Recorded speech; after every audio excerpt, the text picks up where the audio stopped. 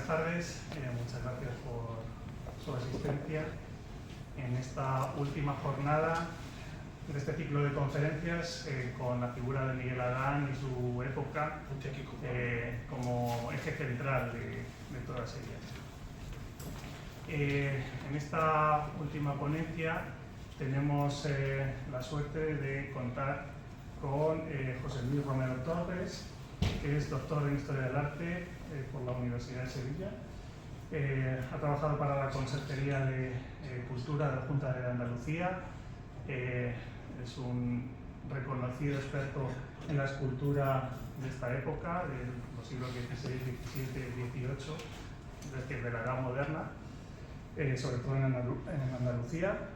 Es miembro de la Real Academia de Bellas Artes de San Telmo de Málaga y también de la Real Academia de Nobles Artes de Antequera. Y como decía, bueno, pues, ha escrito y ha investigado muchísimo sobre escultura. Tenemos, como digo, la suerte de contar en todas estas conferencias con grandes expertos en la materia. También ha sido comisario de diversas exposiciones en torno a la escultura. Ha publicado también sobre pintura y otras cuestiones artísticas. Antes de darle paso, sí que quería agradecer en este proceso de investigación en torno a Miguel Adán y a su época la generosa contribución que ha tenido en todo el proceso. Ha sido realmente un aprendizaje por mi parte de todos sus consejos, sus orientaciones en torno a la bibliografía y a cómo investigar en el archivo, a dónde podría buscar yo fuentes y orientaciones para conocer mejor a Miguel Adán y conocer mejor a todo ese círculo de artistas que formaron parte de ese grupo de castellanos que fueron a Sevilla.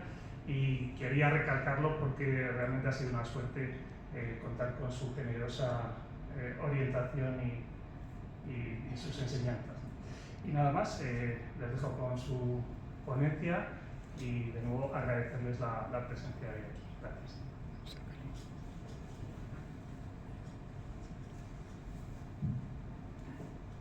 Buenas tardes. ¿Oye bien? Sí. Un poco bajo. Estimados miembros del Seminario de Historia Local de Pinto, amigos y amigas.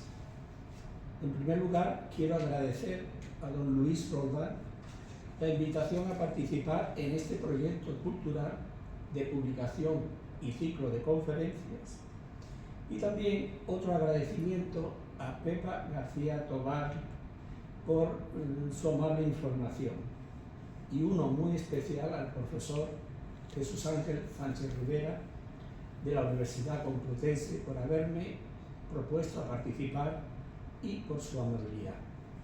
Por supuesto, también felicitación a él, al seminario y a las instituciones públicas que han hecho posible estas actividades culturales para que los vecinos de Pinto puedan conocer la realidad histórica y artística de uno de sus ciudadanos.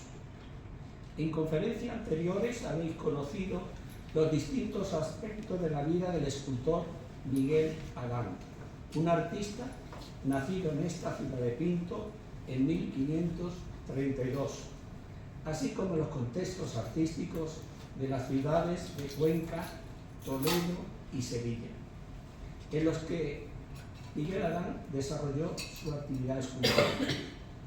Pero aquella realidad histórica fue obviada durante varios siglos hasta que en el siglo XX y XXI se ha ido recuperando poco a poco. Hoy conoceremos cómo ha sido la trayectoria histórica del descubrimiento del escultor Miguel Adán, cuyo proceso alcanza un gran avance con la organización de estas conferencias y la publicación de la interesante monografía. El descubrimiento de América en 1492 por Cristóbal Colón determinaría el futuro de Sevilla durante los siglos siguientes. La ciudad se convirtió en la capital del monopolio del mercado indiano por haber sido elegida sede de la Casa de la Constitución en 1503 por los Reyes Católicos.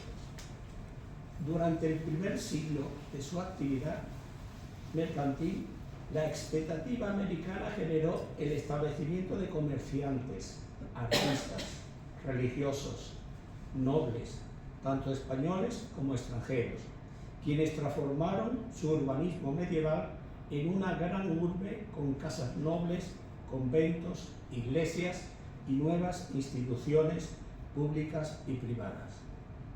Las actividades artísticas del siglo XVI comenzaron con la transición del arte gótico al nuevo lenguaje renacentista, como explicó el otro día el profesor Francisco Herrera.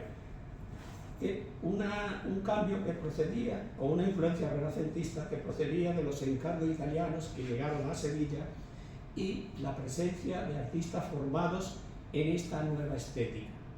En el arte de la escultura y del retablo sevillano, las grandes empresas artísticas fueron la decoración del retablo mayor de la Catedral de Sevilla, el amueblamiento del altar mayor de la parroquia perteneciente a la archidiócesis hispalense, el impulso de las procesiones penitenciales y de gloria, las demandas artísticas y emocionales de las órdenes religiosas y de los donantes particulares, y especialmente la evangelización católica en las Nuevas Indias en paralelo a la conquista de nuevos territorios para la corona española.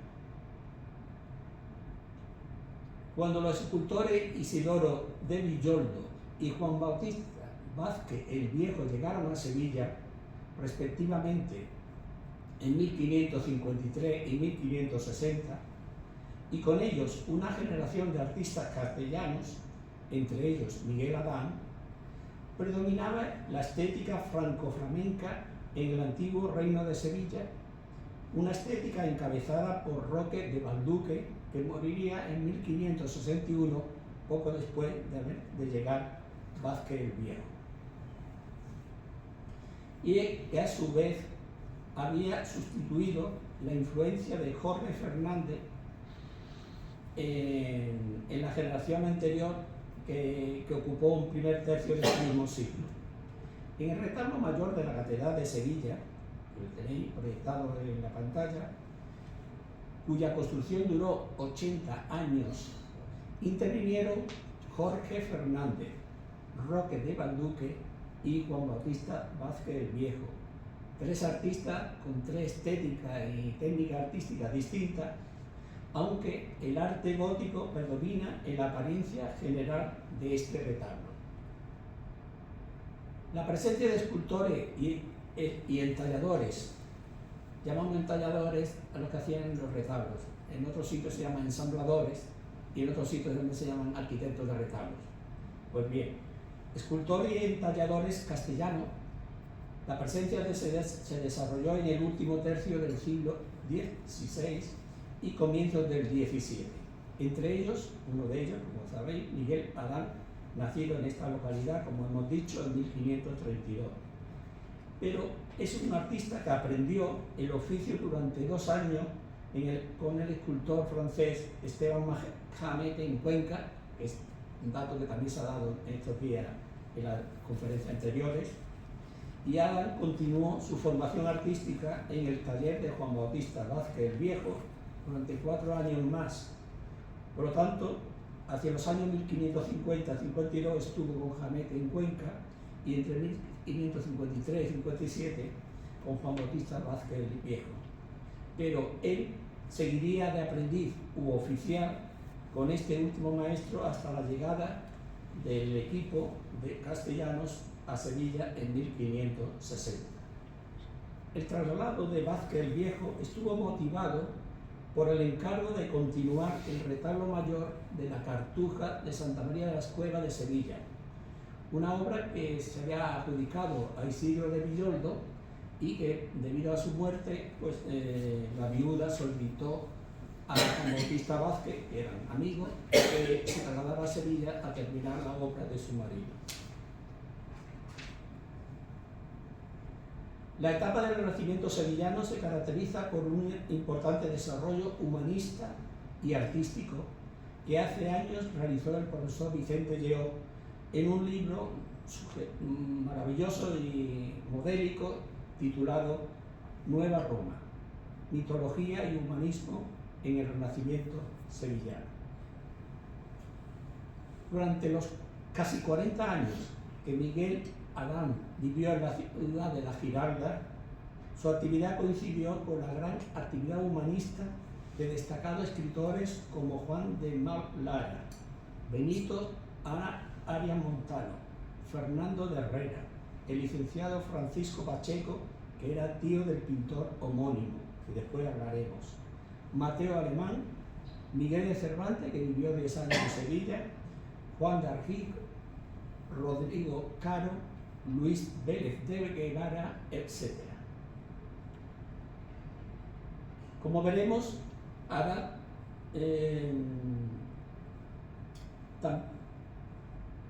también fue coetáneo de los pintores Luis de Vargas, Pedro de Villegas, Vasco de Pereira, Mateo Pérez de Alessio, Alonso Vázquez, Antón Pérez, Antonio Alfián, Juan Bautista Damiens y Francisco Pacheco, pintor. Como veremos más adelante, Adán trabajó con algunos de ellos, que fueron los que policromaron sus propias esculturas.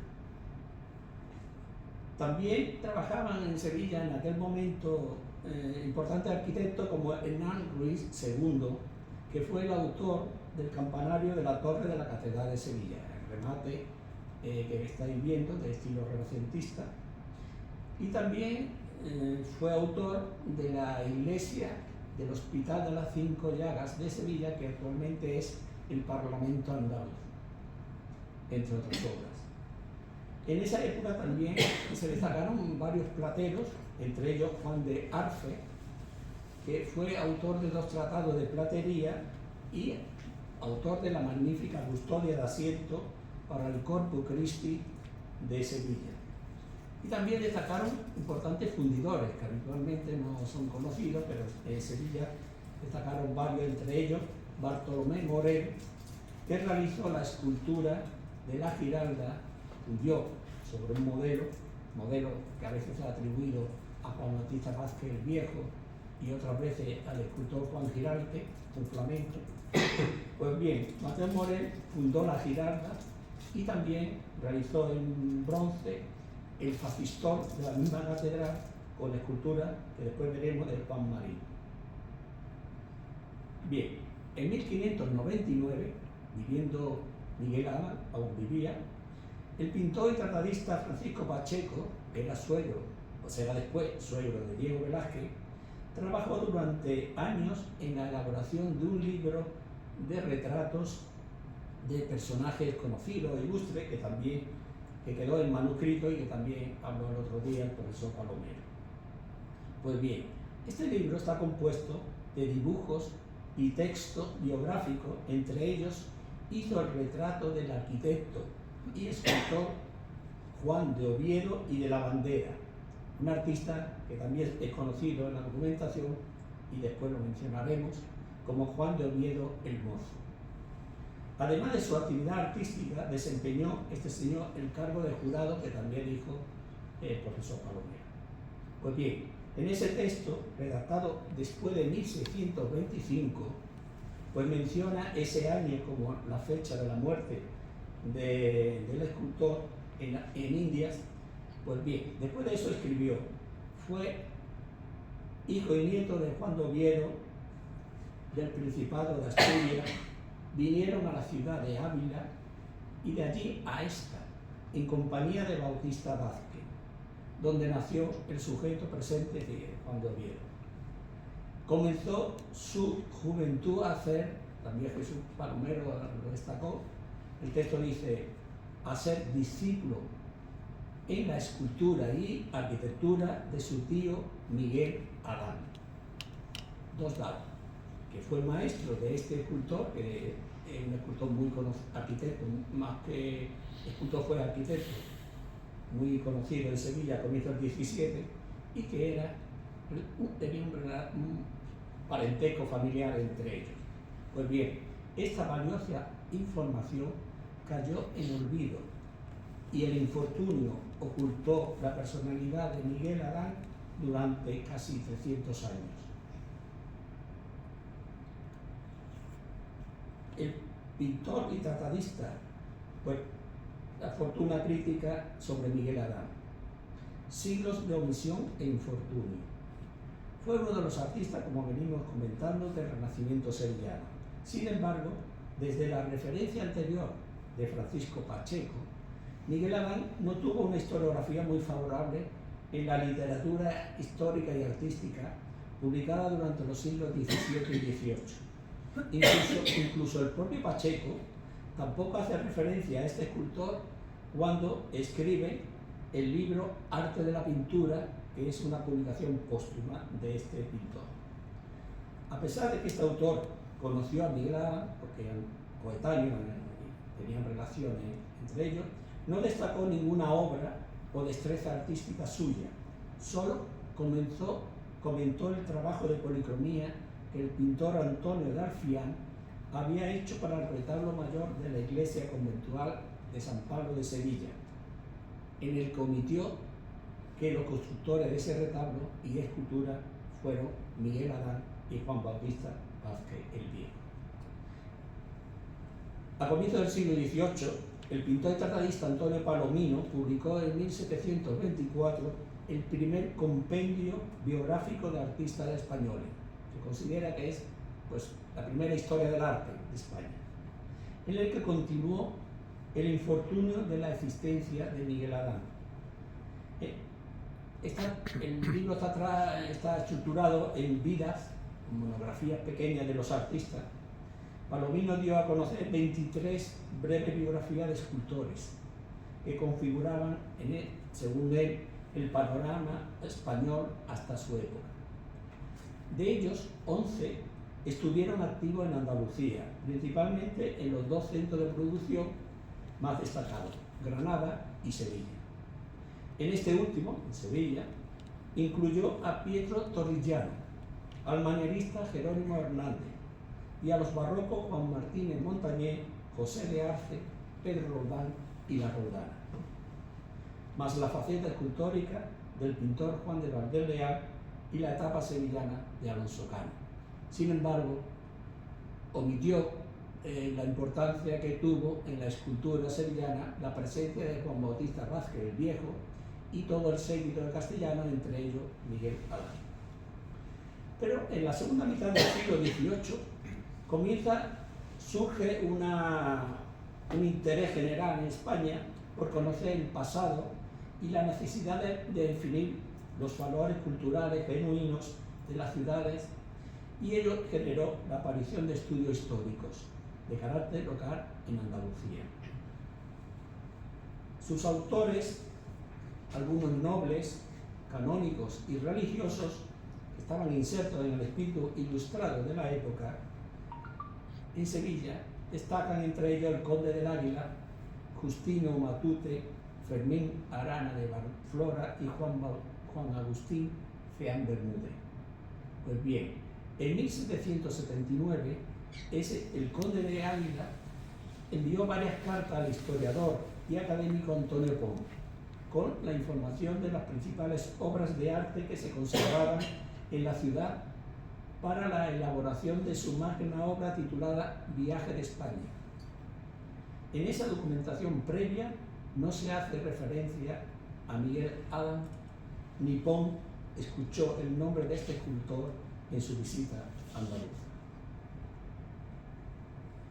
Pocos años más tarde, a comienzos del siglo XIX, tampoco lo incluyó otro ilustrado académico, Juan Agustín Ceán Bermúdez, que hemos mencionado, en su obra titulada Diccionario de los más ilustres profesores de las bellas artes en España. A las biografías que Palomino dio a conocer, como Torrigiano, etc., Ceán añadió una amplia relación de otros escultores activos en Andalucía, y precisamente también en el siglo XVI, como Marcos Cabrera, que le llamó Capitán Cepeda, el escultor Pedro Delgado, un artista desconocido actualmente, Gaspar Núñez Delgado, que después hablaremos de él, ya aparece el nombre de Juan Bautista Vázquez el Viejo, y los demás artistas eran escultores del siglo XVIII. Por lo tanto, Miguel Adán seguía oculto.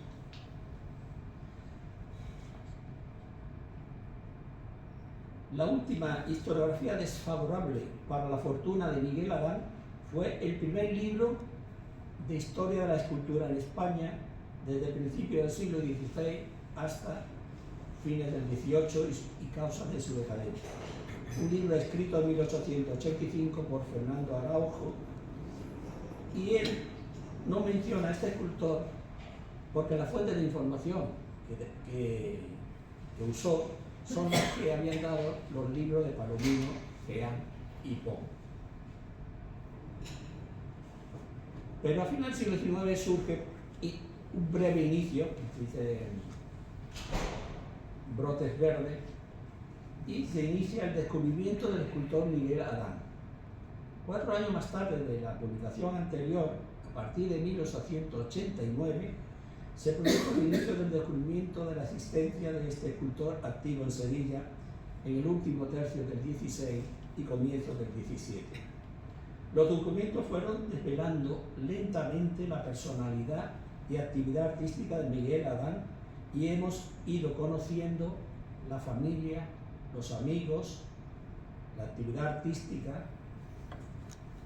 el fenómeno de la endogamia socioartística, su participación como fiador en algunos contratos de escultores y pintores, sus aprendices, su contrato de retablos y escultura, su cargo de veedor en el gremio, etc. Es decir, fue un artista integrado en la sociedad sevillana con cierto renombre y calidad artística que la historia durante siglos lo tuvo oculto. Su fortuna crítica favorable comenzó a finales de este siglo XIX, cuando el conde de Laviñaz, un historiador que además era político, publicó la primera referencia a Miguel Adán en 1889.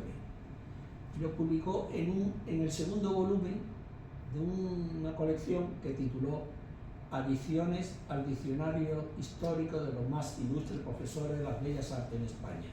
Es decir, a la colección de Jean Bermúdez, este historiador fue localizando datos sueltos de artistas y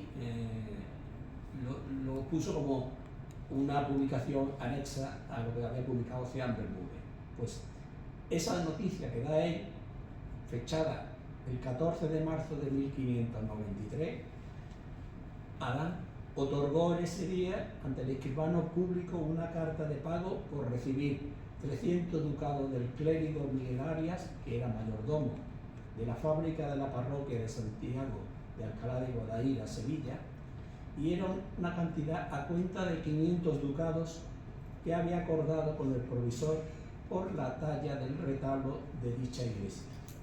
Fue el primer documento que colocaba el nombre de este escultor en la historia de la escultura andaluza, y lo daba a conocer a pesar de que la obra actualmente no se conserva. 10 años más tarde, las investigaciones del historiador sevillano José Gestoso dieron a conocer un interesante documento del Archivo General de Indias, en el que el escultor figuraba de testigo en 1598 en la información elaborada sobre un personaje llamado Juan de la Plata que deseaba viajar a Perú. Tal vez la información más destacada hasta entonces sobre la vida del escultor Miguel Adán fue la que Gestoso publicaría años después, en 1908, en el apéndice de un libro llamado Diccionario de Artífices que trabajaron en Sevilla, en el cual dio a conocer la carta de dote que el artista aportó, siendo vecino de la creación parroquia del Salvador, al matrimonio de Micaela Sandoval, su hija, del matrimonio que había tenido con Luisa de Sandoval, y por lo tanto era un dato importante, el conocimiento de la asistencia de su mujer, de una hija y del valor económico que más adelante comentaremos. En ese documento de 1595 dio a conocer los bienes y dineros que el nuevo matrimonio recibió para su mantenimiento. Gestoso completó ese amplio registro documental con la reproducción de la firma del artista que se daba a conocer por primera vez. Gestoso publicó esta primera reproducción de la firma. En los diccionarios de artistas publicados en España y en Alemania a comienzos del siglo XX ya aparece una breve referencia de Miguel Adán. En el primer volumen de las vidas de artistas que los alemanes Thiem y Becker iniciaron en 1907, se registra a este artista. Los datos, pero bueno, quedaron en un texto alemán, pero están recogidos. Los datos fueron los aportados por el conde de la Villaza y por el que aportó Gestoso. Esta misma información en español fue incluida poco después en la Enciclopedia Universal Ilustrada que publicó la editorial Espasa, en la de los 100 volúmenes, pues en la primera era en 1912 aproximadamente, pues ahí aparece la reseña de Miguel Adán, perdida en el mundo de diccionario, pero que era la transcripción en español de lo que habían publicado los alemanes. Y muchos años más tarde, esta información ya desfasada fue repetida en el Diccionario de Artistas publicado en Francia por Benecit. La gran etapa de aportación documental. Hace casi un siglo, su fortuna crítica tuvo unos años muy favorables, con las investigaciones de varios profesores de las universidades de Sevilla, entre ellos José Hernández Díaz, los hermanos Antonio y Eleodoro Sancho Corbacho, Antonio Muro Orejón, Miguel de Vago y Quintanilla, Eleodoro Sancho Soprani, etc. Ellos, durante la década de 1920 y 30, descubrieron numerosos documentos en los archivos de protocolos notariales de Sevilla, en los municipales, en los eclesiásticos y en el Archivo General de India. Y publicaron una serie documental de 10 volúmenes titulado Documentos para la Historia del Arte en Andalucía. En esa colección es cuando aparecen documentadas las primeras obras del famoso escultor Juan de Mesa, que comentó el profesor Palomero, y entre ellas las 10 esculturas de Cristo crucificado que hizo Juan de Mesa, 10 obras magníficas que hay en España y en América, y que además este corpus fue dando a conocer otros muchos más escultores, entre ellos Miguel Adán, como diré, pero es importante porque antes de esta etapa todas las esculturas de gran calidad que existía en el Reino de Sevilla eran atribuidas a Juan Martínez Montañé. Y con esta documentación de estas obras de Juan de Mesa, Rivas, otros artistas, poco a poco se fue reduciendo la producción de Martínez Montañé, que sin duda es el gran maestro de la época, y se dio a conocer otros grandes artistas que también por 300 años habían estado olvidados por la sociedad y, bueno, y en realidad por la historia del arte español. Pues bien, paralelamente a estos profesores, también investigó en el notario Celestino López Martínez en el archivo histórico, sobre todo de protocolos, que es el archivo de los notarios, y dio a conocer una colección también que le tituló Notas para la Historia del Arte y que publicó 4 volúmenes entre 1928 y 1932.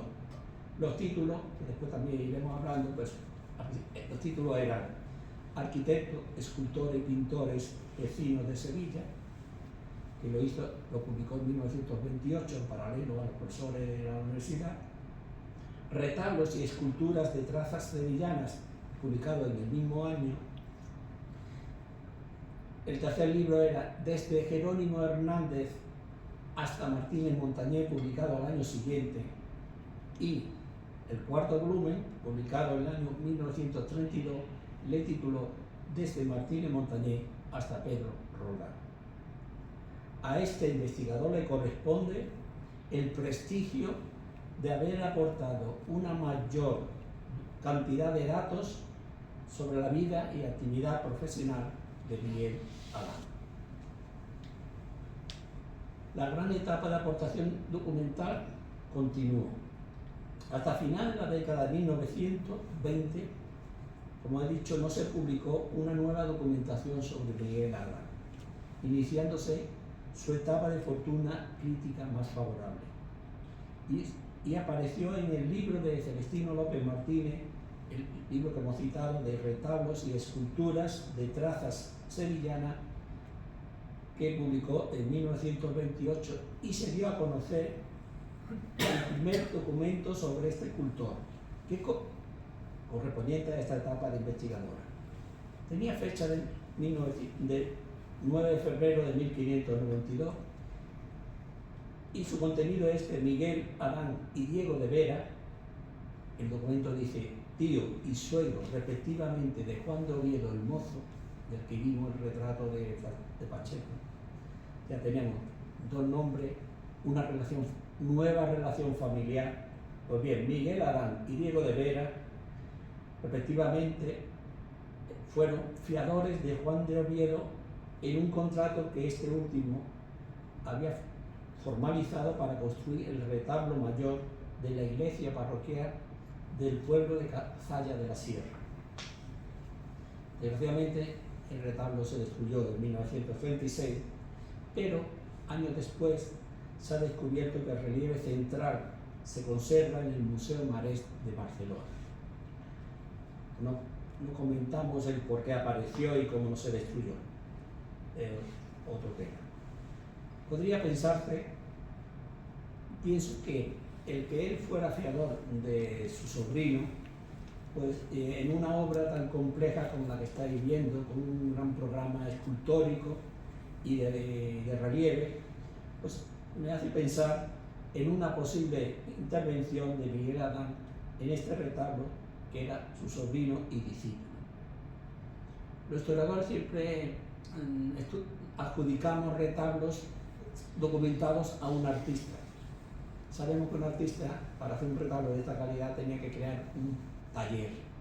Habitualmente trabajaba él con una serie oficiales, 2, 3 o 4, depende de la envergadura del retablo, más los aprendices. Cada uno se le dejaba un grado de intervención distinto. Por lo tanto, cuando hablamos que este retablo lo firmó Juan de Oviedo, no nos podemos quedar simplemente que el retablo es de autor suyo, pero posiblemente él tendría que acudir a otros amigos y compañeros y colegas para que le ayudaran, porque en 1 o 2 años es difícil hacer esta producción, sí, que a veces llevaban en paralelo con otra obra. Por tanto, en estos estudios, yo que llevo estudiando escultura y sobre todo las que son esculturas de grandes retablos, o sea, los retablos mayores.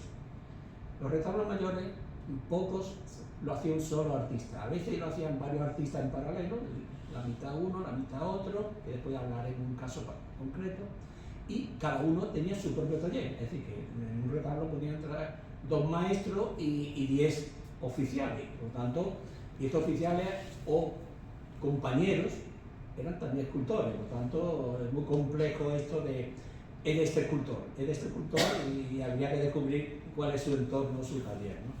Bien, y esto es un ejemplo que quería traer para comentar. En la segunda publicación de 1928 de Celestino López Martínez, que él tituló Arquitectos, Escultores y Pintores Vecinos de Sevilla, aportó 4 noticias. Bueno, este señor publicó muchas noticias, no voy a hablarlas todas, pero bueno, al principio hablaré las más importantes. Aportó 4 noticias relacionadas con la actividad artística del escultor con Andrés de Ocampo y con los pintores Vasco de Pereira y Juan de Salcedo o Saucedo. Después veremos que este Juan de Saucedo era consuelo, porque su hijo se casaría con la hija de Miguel Adán. Pues en 1591, Adán y Ocampo fueron fiadores de Gaspar del Águila y Juan de Oviedo. Que tenemos Juan de Oviedo otra vez, Adán, ahora tenemos uno nuevo, Ocampo y Gaspar del Águila, que es un artista muy importante también en esta época y tuvo mucha relación de amistad y profesional con Miguel Adán. Pues bien, todo esto declararon que estos últimos, Gaspar del Águila y Juan de Oviedo, tenían hecha la mitad de la reja que se obligaron a hacer para la iglesia parroquial de San Juan de Marchena. Un dato insignificante pero importante por ver quiénes son los que están en torno a, porque es el entorno el que queremos estudiar, no la persona aislada de un artista, quitando algunos personajes como el Greco o grandes personajes. El artista está dentro de una sociedad y de un gremio y está relacionado entre ellos, incluso profesional, familiar y de amistades. Y el fluir de ideas y de pensamiento, pues a mí recrea un momento concreto de la historia. Bueno, al año siguiente, el pintor Vasco Pereira y Miguel Adán son fiadores de ellos y se obligan a devolver los 43 ducados al Colegio de la Compañía de Jesús que el pintor, Vasco Pereira, había recibido a cuenta de unos amigos de unas pinturas que había hecho Pereira que no le gustó a los jesuitas. Es decir, siempre vemos a Miguel Adán de fiador, de ayuda, de participación en la sociedad sevillana. Hasta ahora, bueno, hace poco desconocido, que desconocíamos todo este entramado, ¿no? Y en ese mismo año, Adán aparece otra vez de fiador del pintor Juan de Saucedo, que había recibido el traspaso de una pintura y el dorado del retablo mayor del convento sevillano de Regina Angelorum, que encargó el marqués de Ayamonte. Y nuevamente, en ese año, Pereira y Adán firmaron un contrato, ya los dos juntos, firmaron un contrato con las monjas del convento de Santa María de las Dueñas para construir el retablo dedicado a San Juan Bautista, una advocación que en esa época y en la primera mitad del siglo XVII adquirió una gran devoción compartida con la de San Juan Evangelista, principalmente en las clausuras femeninas. Y este fenómeno ya lo explicó el otro día el profesor Jesús Miguel Palomero, cuando comentó el viernes pasado ese fenómeno de los juanistas y evangelistas. El documento este es interesante porque describe con detalle las condiciones técnicas del retablo, de las esculturas, el dorado, la policromía. El plazo de ejecución era de 2 años y el precio ascendió a 1.150 ducados, un importe muy elevado para la época, que significa que es un artista que era cotizado y cobraba precio elevado. Este es el retablo que tenéis reproducido también en foto en la exposición. Consideraremos que es el eje central de lo que conocemos de Miguel Adán. Obra documentada, se conservan los relieves que él hizo y podemos analizar pues, la técnica, la forma de trabajar los rostros, los paños, los fondos, cómo resolver el escorzo y valorar la calidad del artista, si es, como dijo el otro día Jesús Palomero, no voy a comparar, pero es un artista con buena técnica, muy correcto y que todo artista es conocido cuando se le publica un libro. El resto son datos perdidos en volúmenes, que solo algún erudito o algunos eruditos somos los que vamos extrayendo algunos datos para algún artículo. Solo recogiendo lo que se ha hecho en este trabajo que Jesús Ángel ha dirigido, es como se valora un artista. ¿Que queda mucho? Pues sí, queda mucho que investigar, porque a partir de ahí es cuando vemos las lagunas que quedan, los paralelismos que existen, y en el futuro pues, saldrá un libro con otros estudiosos que valoren la calidad, la relación, que rechacen. Hoy yo voy a rechazar una obra, en fin, que hay que poner a debate a partir de ahora a este artista, pero ya lo conocemos. Antes solo era un nombre, y un nombre que no, como decimos, en Sevilla si una imagen no está en una cofradía, no es conocido, desgraciadamente, a nivel social. Y los historiadores, por mucho que publiquemos, se nos queda en un ámbito erudito, muy restringido, porque la escultura, somos pocos los que estudiamos la escultura concretamente. La pintura es un arte que se estudia mucho más amplio, tiene una trayectoria de estudio bastante larga, de siglos, y la escultura es algo que ha quedado reducido al estudio de los artistas ya conocidos, lo absurdo, ¿no? Y hoy estamos sacando a esos artistas que eran buenos, que crearon muchos programas iconográficos y devocionales, y que a lo mejor alguna de sus obras pues tiene devoción que no sea en Sevilla, como después veremos. Con motivo de las desamortizaciones religiosas del siglo XIX, los relieves de este retablo del convento de las Dueñas se conservan en el Museo de Bellas Artes de Sevilla, lo que permite el análisis estilístico y conocer el grado de calidad de su trabajo. Nos da igual si unos relieves son más discretos que otros, pues puede ser por participación del taller, etc. Pero este rostro, en realizar este rostro, demuestra un artista de gran habilidad artística, con un modelado blando de la barba, que es lo que introduce Juan Bautista Vázquez el Viejo en Sevilla. Introduce las formas de verruguete, pero también la forma de trabajar la superficie blanda, sensuales, casi sensuales, en la Virgen y el Niño, y esto lo recoge, mira, para mí, en esta cabeza de San Juan Bautista. En la publicación de 1929, Celestino López Martínez, en su tercer libro, que tituló Desde Jerónimo Hernández hasta Martínez Montañés, López Martínez aportó una gran cantidad de datos sobre el escultor Miguel Adán. En el libro, comento todos los documentos que publica Celestino. Algo muy arduo para decirlo aquí, pero el que tenga interés puede leerlo en el capítulo que yo le dedico. Pues bien, dedicó un apartado al principio del capítulo sobre los artistas contemporáneos de Jerónimo Hernández, y entre ellos incluyó a Miguel Adán. Bueno, en realidad Miguel Adán era mayor que Jerónimo Hernández. Bueno, el documento más antiguo que dio a conocer en este libro, el documento está fechado en 1573, era la fecha más antigua de lo que conocíamos en él, y era que él y el pintor Antonio de Alfián, que ya comentamos al principio, aparecen como los principales, y el entallador Juan de Oviedo, nuevamente, en este caso ese Juan de Oviedo el Viejo, aparece como fiador, y los tres se comprometieron a hacer un Cristo crucificado en 3 meses para la Cofradía de la Sangre del actual pueblo de Villanueva de Castillejos, un pueblo cerca de Gibraleón, en la provincia de Huelva. El escultor cobraría 6 ducados y el pintor recibiría 2 ducados.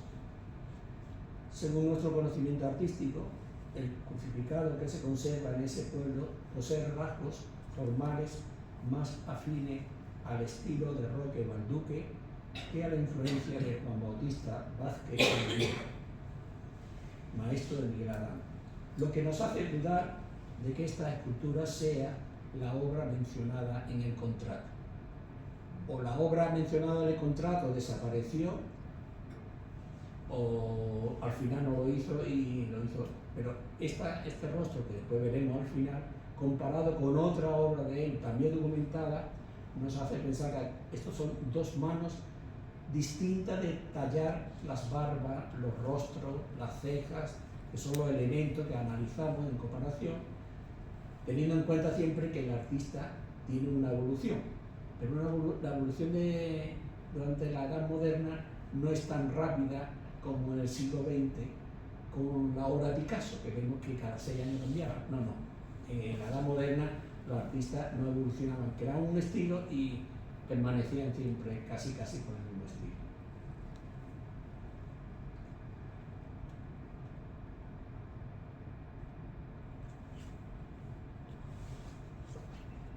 El siguiente dato de gran interés que aportó es el contrato firmado en 1589. Casi todos los contratos de esta época son de final del 16, solo el de 1573 y algunos otros de 1567, de su voz, esos son los únicos documentos iniciales. El resto son todos casi, llamémoslo así, casi del final de su vida, ¿no? Y nos falta todavía mucha laguna documental de los 10 primeros años que estuvo en Sevilla, pero bueno, seguiremos investigando. Pues digo que en 1589 los escultores Miguel Arán y Juan de Oviedo, su sobrino, de una parte y de la otra, el duque de Alcalá, que se llamaba Fernando Enrique de Rivera, un personaje muy importante en la Sevilla del 16. Pues bueno, ellos hicieron un contrato para esculpir 2 estatuas funerarias yacentes en mármol de Génova con destino a la iglesia del monasterio de Madre de Dios.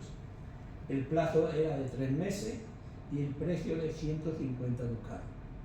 El contrato no dice quiénes son los que tenían que representar, pero la conservación en ese convento de las esculturas que hay funerarias, las únicas, permite conocer que son la viuda de Hernán Cortés y su hija, doña Catalina, que son las que representamos aquí en la proyección.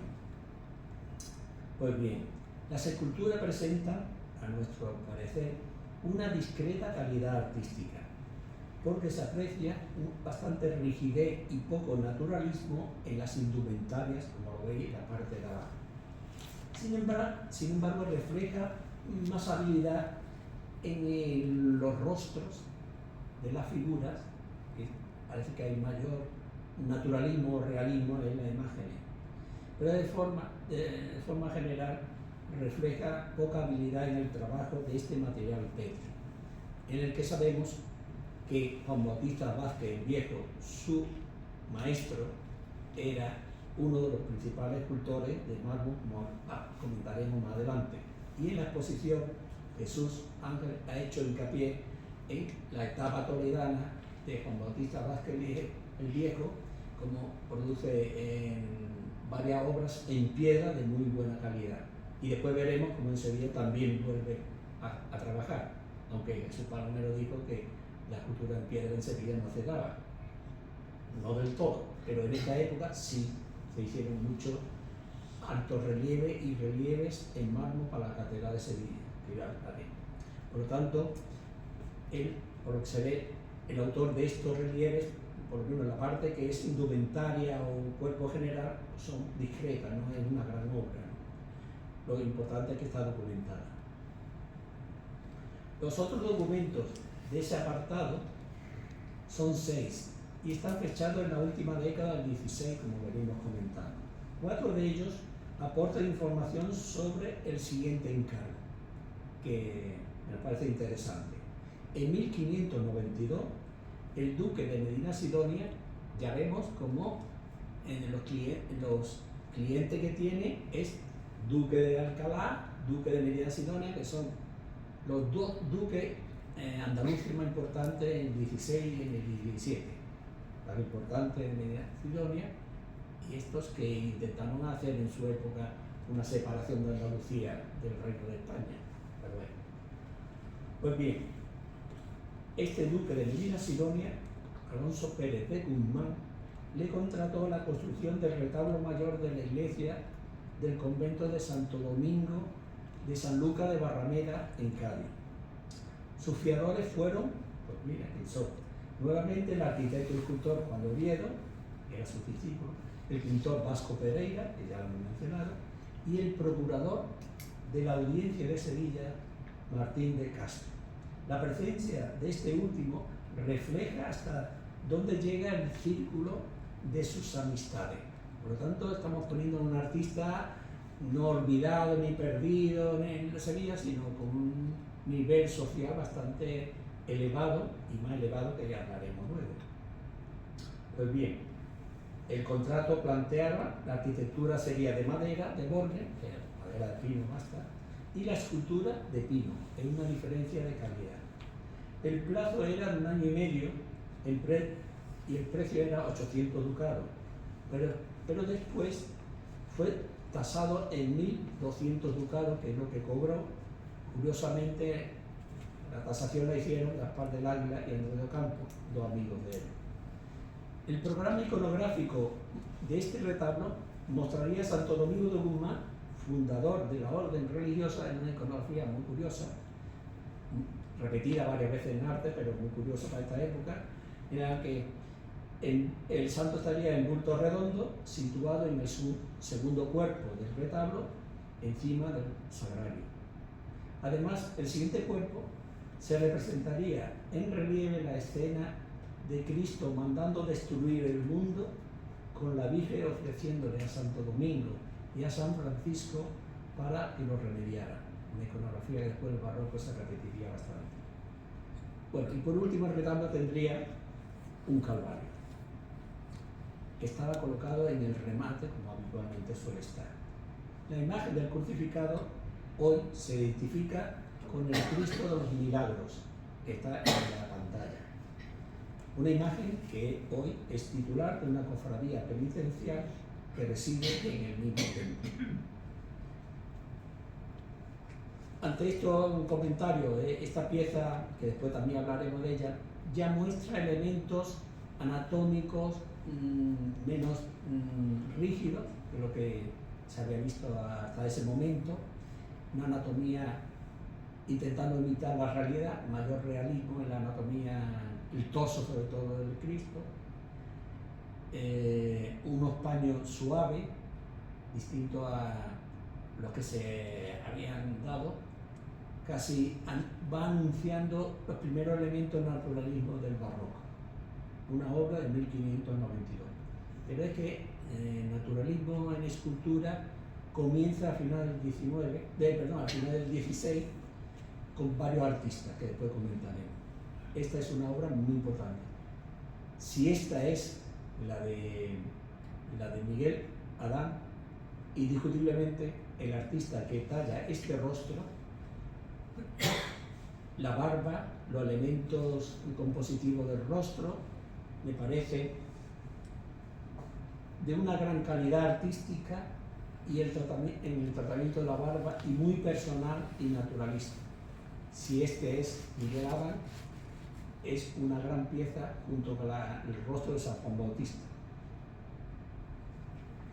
En 1594, para aquella fecha también, están fechados dos documentos relacionados con el aprendizaje de Juan de Mendoza. El joven tenía la edad de 14 años y era hijo de Gaspar de Cardoso. Su curador, Diego López, contrató con Miguel Adán para que le enseñara el arte de la escultura en su taller durante 5 años. Es el primer aprendiz o discípulo que se le documenta. Continuando con la aportación de este libro de 1929, publicó otros documentos en los que se menciona a Miguel Adán en la biografía de otros escultores. Como decimos, es un artista bastante relacionado con Gaspar del Águila, Gaspar Núñez Delgado, Andrés de Ocampo, Martín de Oviedo, Juan de Oviedo el Viejo, Juan Bautista Vázquez el Viejo y el Joven, y Jerónimo Hernández, así como el pintor Juan de Salcedo. Seguimos repitiendo una serie de artistas en torno a él y él siendo fiadores de ellos. Cuando Juan Bautista Vázquez el Viejo y Juan de Oviedo el Viejo eran mayor de edad que él. Por tanto, es un personaje que hay que valorarlo dentro de esa sociedad. También nos dio a conocer la existencia de un familiar en 1573, fecha pronto porque llega en 1660-61, y es un joven llamado Gaspar Adán, que era un personaje que tenía 18 años, era toledano, hijo de Gaspar Adán, que era difunto, quien estaba de aprendiz en ese momento, no con él, sino con Jerónimo Hernández. La estructura artística que sitúo es Juan Bautista Vázquez el Viejo, Miguel Adán, Jerónimo Hernández, los dos discípulos de Juan Bautista, aunque más joven que él, pero estos son colegas, son de la misma generación. Por lo tanto, aquí vemos que su colega recibe a un posible sobrino suyo que ha venido de Toledo. La pregunta es por qué no se quedó con él. Cuestiones familiares o a lo mejor de trabajo, ¿no? Pues bien, es importante esta relación familiar. En el contrato de aprendizaje, Juan de Oviedo aparece como curador. El otro amigo, el curador es, el que iba a hacerse cargo del niño. Y Miguel Adán en ese documento aparece de fiador, nuevamente en su papel de respaldar a todos. Era el respaldo económico, lo que es el fiador, es decir, que era, pues bien, y además que era su sobrino. En ese año, Miguel Adán y su mujer aparecen como padrinos en la ceremonia de velación de Jerónimo Hernández y Luisa Ordóñez. Vemos nuevamente las relaciones familiares entre su colega, el maestro y el discípulo.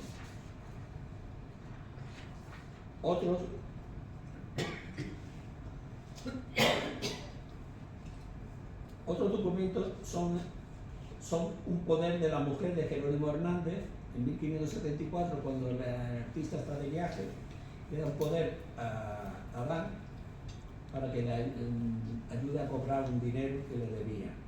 Y aparece pues, nuevamente de fiador de varios amigos suyos. Bueno, unas veces aparece,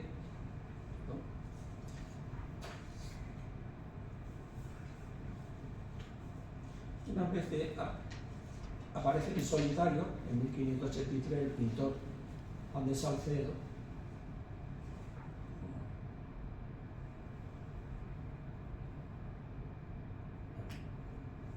También es de gran interés el conocimiento de sus obras, no solamente relaciones familiares, etc.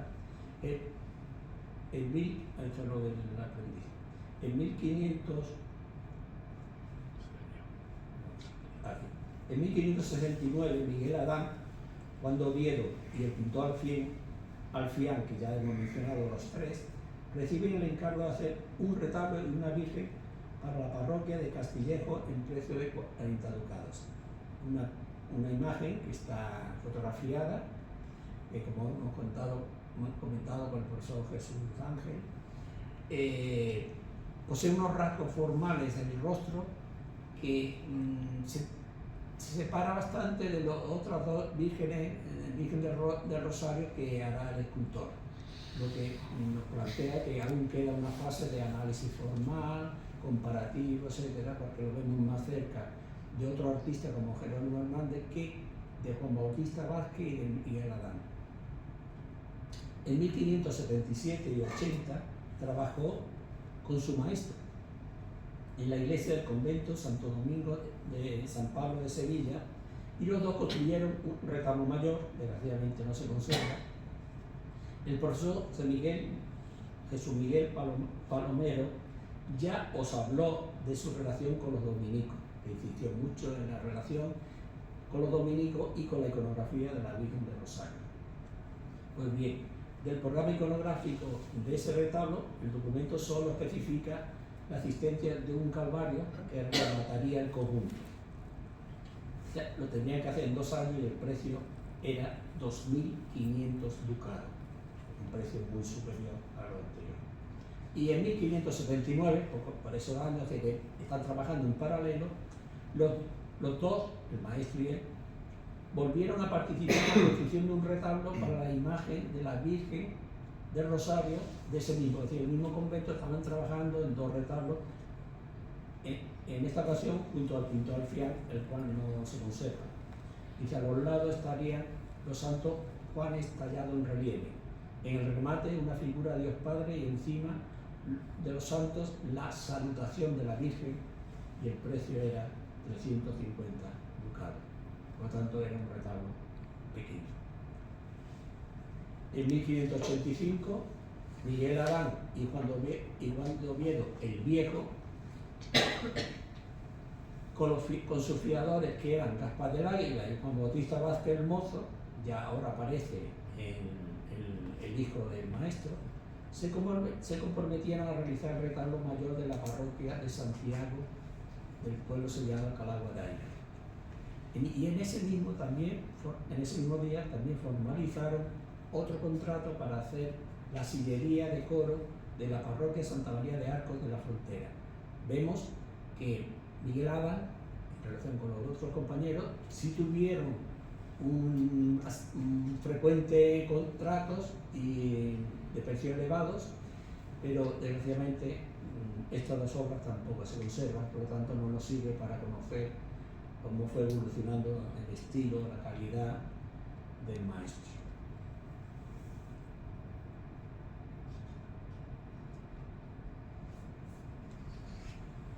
En 1588, Adán desempeñó un cargo importante en el gremio al que pertenecía. Compartió con Gaspar del Águila, que ya lo hemos mencionado, la responsabilidad de veedor del oficio de escultores y entalladores de Sevilla. Un cargo importante dentro del mundo artístico. Y en esa etapa se produjo un documento de mayor interés para la historia de la escultura sevillana. Los escultores y entalladores redactaron un borrador de ordenanzas para separarse del gremio de carpinteros al que pertenecían. En el siglo XVI, incluso el XVII, los escultores eran considerados trabajadores de la madera, por lo tanto el gremio era madera, que era carpinteros, entalladores, escultores, ensambladores. A finales del XVI, en general en la historia del arte español, los artistas intentaron separarse del mundo artesanal y mirando a Italia intentaron ser reconocidos como artistas distintos, y de ahí viene la nobleza artística. Una nobleza que lo defendieron mejor los pintores, por el hecho de ellos decían que eran nobles porque era poco el esfuerzo que hacían. Sin embargo, a los escultores siempre les costó defender su nobleza artística, porque no podían negar que el trabajo suyo era físico y muy duro, ¿no? Pero intentaron crear una ordenanza y separarse del mundo artesanal o de los carpinteros, que era el gremio al que pertenecían. Pues bien, estos veedores, ellos dos, dieron poder a Martín de Castro, y ya lo hemos mencionado también otro contrato, para que éste defendiera las ordenanzas en la corte. Esto no tuvo mucho refrendo legal, o por lo menos el texto no se ha conservado y no conocemos que exista la ordenanza de escultores en Sevilla.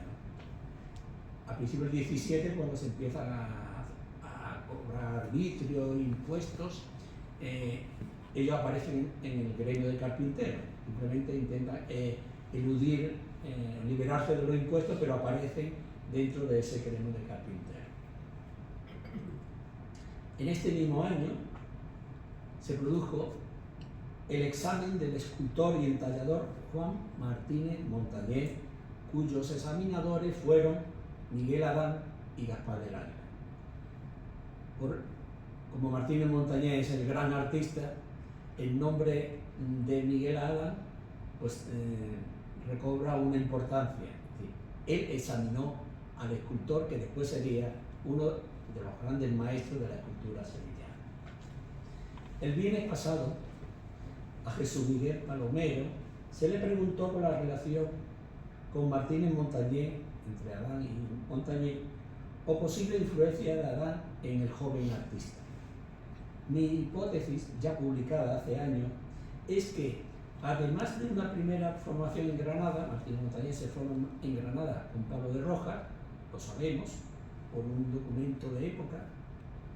Pues bien, a partir de esa formación, que lo hizo con su paisano Pablo de Rojas, cuando llega a Sevilla, debió de recibir o continuar su formación.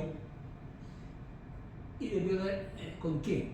Bueno, pensamos que recibió la influencia primero de Juan Bautista Vázquez el Viejo y posteriormente la influencia de Gaspar Núñez Delgado. ¿Por qué ¿Cuáles son mis argumentos? Lo primero, lo de Juan Bautista Vázquez el Viejo, es que la primera obra documentada de Martínez Montañés en Sevilla al año siguiente de examinarse era que tenía que realizar un relieve en mármol con la iconografía de la Última Cena para la iglesia del Sagrario de Sevilla, que desgraciadamente no se conserva.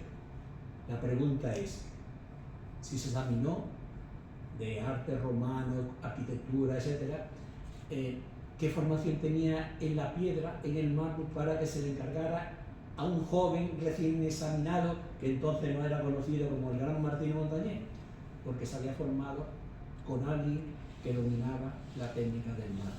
Y Pablo de Rojas en Granada siempre trabajó la madera. Por lo tanto, ¿y por qué con Juan Bautista Vázquez el Viejo? Porque en ese momento, cuando él se examina, Juan Bautista Vázquez el Viejo, que después lo veremos, estaba esculpiendo en mármol relieves, altos relieves de grandes dimensiones en la sala capitular de la Catedral de Sevilla. Igualmente, él no pudo haber esculpido todos esos relieves, tendría que tener un taller, lo mismo, oficiales, aprendices, y en ese mundo debió de estar o aprender Martínez Montañés la técnica del mármol para que recién examinado se le encargara un relieve. Una argumentación, una hipótesis, habría que documentar, que no consigo, pero es lógica, ¿no?, esa deducción, ¿no? Y segundo, ¿por qué con Gaspar Núñez Delgado? Gaspar Núñez Delgado, lo veremos después, es un escultor que tiene unos cristos de forma muy manieristas, muy alargados, pero de pronto a finales del 16 pues se acorta y crea una forma, introduce rasgos naturalistas, que después lo veremos. Bueno, pues el escultor se dedicó a hacer, entre otras cosas, Cristo en marfil, de formato pequeño, que están firmados, fechados por él, que están repartidos por España y el extranjero. Pues bien, una de las siguientes obras que se le encarga a Martín Montañés es que haga un Cristo crucificado en marfil siguiendo los modelos de Gaspar Núñez Delgado. Lo vemos ya vinculado a un artista que hace marfil, este Pablo Martín Montañés ya después no haría ni mármol ni marfil, pero los inicios de él están en ese mundo del mármol y marfil. Y el mármol porque lo trabajaba Vázquez el Viejo, y el marfil porque lo trabajaba Gaspar Núñez Delgado. Y Gaspar Núñez Delgado introduce elementos naturalistas en sus obras, que es lo que le hará evolucionar él de un manierismo de esa época hacia otra forma, y esa es mi argumentación que hace años defendí. 2 años después, Adán y Gaspar del Agria también examinaron a Martín de Oviedo, otro de la familia de Oviedo, quien demostró, como era habitual, los conocimientos técnicos y artísticos exigidos. En 1930, la Universidad de Sevilla publicó un segundo volumen de esa serie que se titula Documento para la Historia del Arte en Andalucía, en donde el profesor José Hernández Díaz dedicó un apartado a Miguel Adán con 2 contratos. 1599, con la abadesa del convento de San Clemente de Sevilla para construir un retablo lateral dedicado a San Juan Evangelista. Tenía por 2 años, 600 ducados, y el fiador Juan de Oviedo. Esta no se conserva, desgraciadamente. En esta iglesia, al lado contrario, está un retablo dedicado a San Juan Bautista, que después veremos, que lo realizó Gaspar Núñez Delgado, un personaje que va apareciendo ahí como uno de una nueva generación con un concepto estético distinto. Y en 1603, poco antes de prácticamente desaparecer, él realizó una imagen de la Virgen con el Niño para Tenerife. Es decir, que también tenemos el mercado de Tenerife. Las aportaciones documentales continuaron y Celestino López Martínez publicó el 4º libro de 1962 con el título de Martínez Montañés hasta Pedro Roldán, dando a conocer unos 40 documentos nuevos: poderes, contratos, cartas de pago, fianza, dote, sobre la vida y obra de Miguel Adán. Todo ello hemos agrupado en diferentes capítulos que están en el libro, desarrollados, y conceptos como nuevos datos familiares, los poderes, el papel de fiador respaldando a sus amigos, principalmente artistas, los contratos de aprendizajes, nuevos contratos en solitario, cobros parciales de trabajo en marcha, colaboraciones con otros escultores, contratos firmados junto a pintores, etcétera, etcétera. Uno de los documentos que se aportan es el examen de escultor y tallador de los romanos de Miguel Adán en 1573. Curiosamente, lo examinaron Gaspar del Águila, que después sería amigo suyo, y Pedro de Heredia. Curiosamente, este examen está posterior a 7 años después de haber hecho su primer contrato artístico, una cosa rara. Es decir, y esto es porque intentaron hacer una regulación del gremio, simplemente. Bueno, destaco en 1593. Importante, 93 y 94, porque en esos 2 años él aportó la dote de sus 2 hijas, 1000 ducados de oro a cada una. Eso marca un poder adquisitivo muy alto. Nos está marcando un artista relacionado con la sociedad a nivel alto, además de que como artista pues tenía una cierta calidad. En ocasiones los fiadores tuvieron que asumir obras que los contratados no pudieron asumir, y es el caso del retablo de Santa María de Arco de la Frontera. Lo contrató Juan Bautista Vázquez el Mozo, él fue fiador del joven, o ya no joven, pero cuando se marcha a Granada, pues él se tiene que hacer cargo, y parte de este retablo lo hizo él, aunque el retablo en general lo terminó Andrés de Ocampo.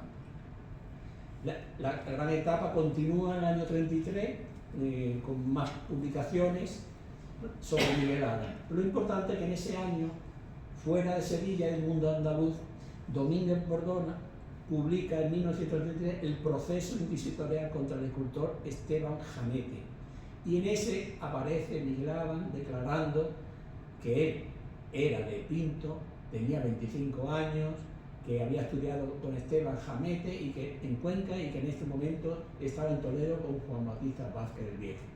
Pues este dato fue desconocido por los historiadores sevillanos hasta 18 años después. La gran etapa, el año 1900, la siguiente etapa es que en 1943 Hernández Díaz y otros profesores hicieron un catálogo de la provincia de Sevilla, y Hernández Díaz identificó en Castilla de la Cuesta una Virgen del Rosario que dijo: obra del último cuarto del siglo XVI, que técnica e iconográficamente recuerda las tallas de los escultores premontañesinos y no es ajena a la producción del escultor Miguel Adán.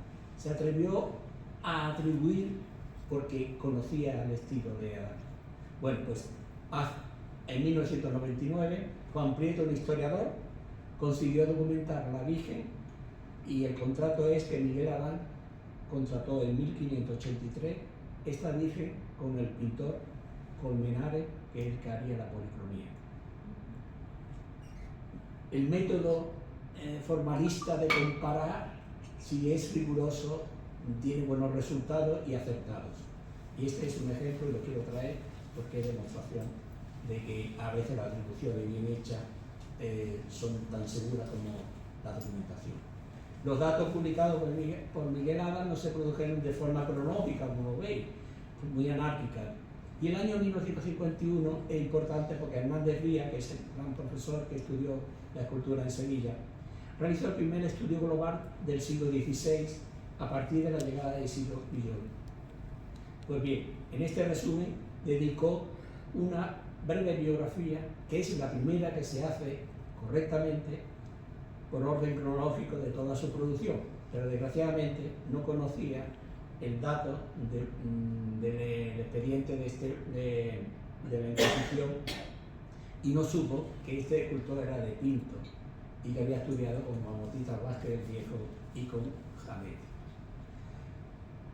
Hacia el año 1958-61, el personaje Miguel Adán salta de la parte andaluza y entra a formar parte en los discursos o los textos de los estudios generales de la escultura del 16.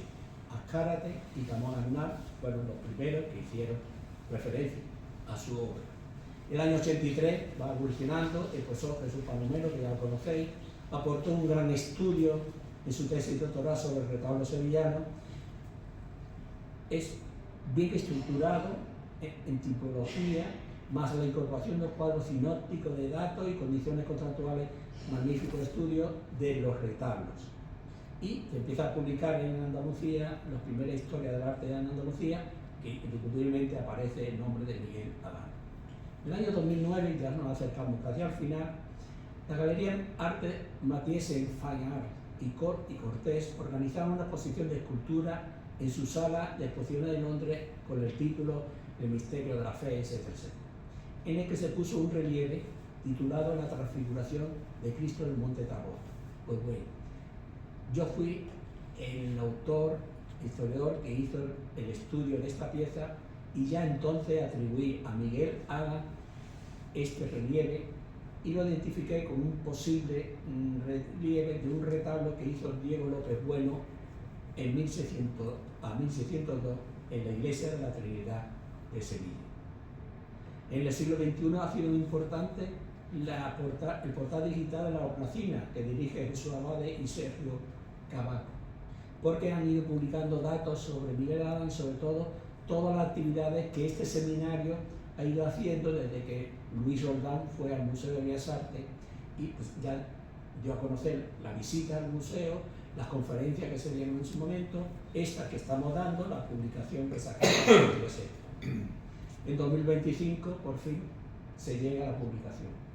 Repito, un artista, si no tiene un libro, un compendio y un estudio exhaustivo, prácticamente es un dato erudito, perdido en varios volúmenes, como hemos visto que la cantidad de volúmenes, desordenados los datos, mezclados los datos familiares con lo artístico, obras que no existen, entonces pues pasa desapercibido. Gracias a esto se ha recuperado un gran artista.